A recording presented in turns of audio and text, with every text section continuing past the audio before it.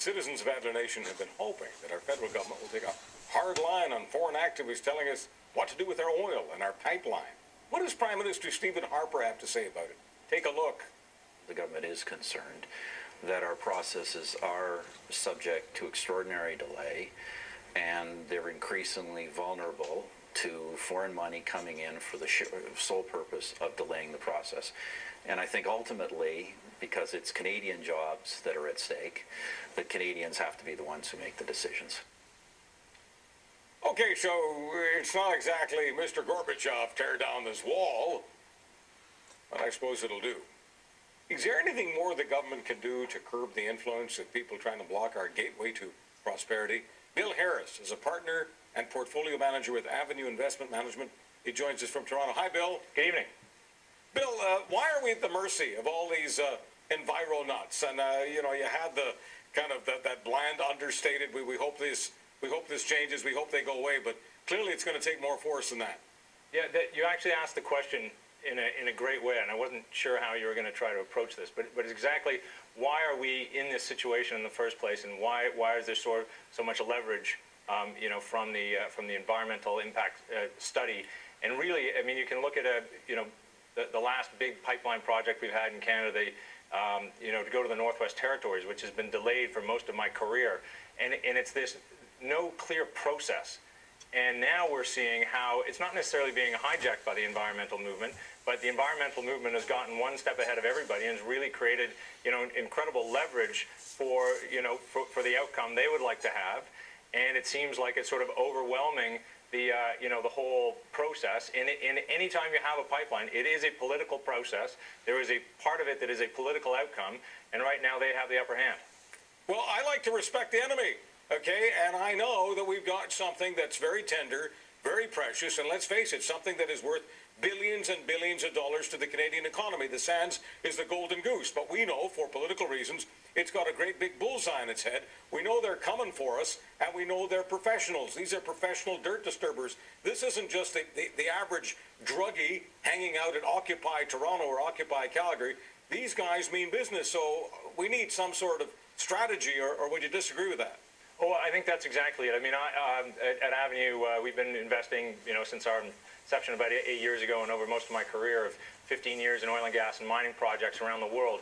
And really, in the last, you know, 5 years specifically, if you have a new project and you're investing new money in the industry, you've got to have everybody on side. Everybody's got to have a piece of it. Nothing gets done in the resource industry, you know, unless you get all these parties involved. And but a lot of times, now as you're seeing, is that if there's parties that don't want to be involved, they can really shut the whole thing down. And we see that over and over again, which comes back to the point the federal government would really just like business to happen.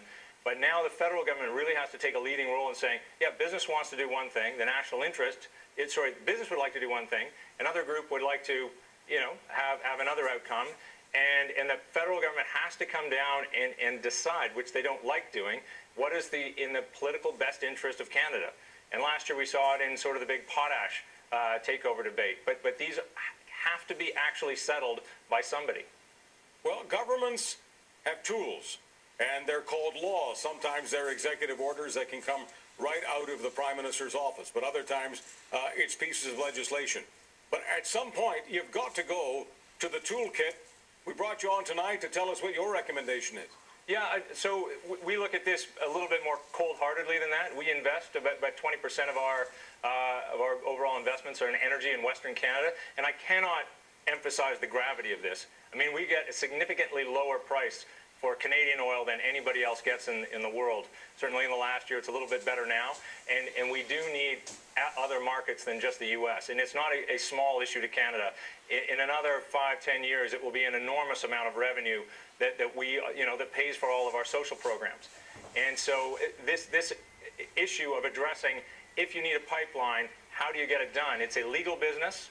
You know, the companies to build the oil sands have paid a huge amount of tax. They need a transparent system of saying, yes, we built it, who can buy it, and how do you get it to them?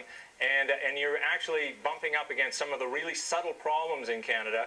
Is in BC, there's all sorts of native land claim issues that have never really been settled. and now you're going head on against them, and you see what a mess we have. And normally we see them, just one guy wants to do one mine in one area, and now a pipeline has to cross about 35 of these jurisdictions. And now you've actually, one other point is, how does this go out? I think it's actually quite uncertain if this pipeline gets built, if you're looking at it today. Well, you talk about 35 jurisdictions. Let's just call a spade a spade. That means you've got to piece off 35 different interests. It's a matter of money. Absolutely. Here's my question, because some people watching may get confused by your assertion that we don't get nearly as much for our crude selling it to our American friends as we do to others. Could you explain that? Why would that be? We don't sell it to anybody else. We only sell it to Americans. There's one, one pipeline system that basically goes from Alberta into the U.S. The Enbridge line. It sends about 1.2 million barrels a day into the U.S. and it gets the sort of the WTI. This is the landed price in central U.S., which is in Oklahoma, and you get a discount to the world price of oil because we basically have landlocked supply, and we're sending too much into the center of the U.S. and you can't get it out of there. All right, so just to cut to the chase here, they pay the West Texas crude price for anyone who watches, gets on business sites, watches business TV. There's a West Texas crude price. That's the price we're getting, and that's about $10 to $15 less on any given week than the so-called Brent price or the world price. If we were selling to the world, we could charge that Brent, that world price, that premium amounts to a lot of money. That's where you're coming from? It's not a small amount of money. It's vast. I mean, in a couple of years' time, if the oil sands really develops to around 4 million barrels a day, it would be 13. I did back of the envelope numbers. 13 to 14% of all government revenue. Yeah, no, I'm saying at first when you look at it, $10, but when you do the metrics over time, that turns into billions and billions of dollars. If the oil sands are developed the way the plan is now, there's likely in the next 10 years we're the 4th or 5th largest oil producer in the world, and we're actually a very small country by population. Bill Harris, thank you very much. We'll have you back, as this issue is not going away anytime soon. Thank you, Yeah, sir. thanks very much for having me on. Thanks very much, Bill Harris. What about those Ford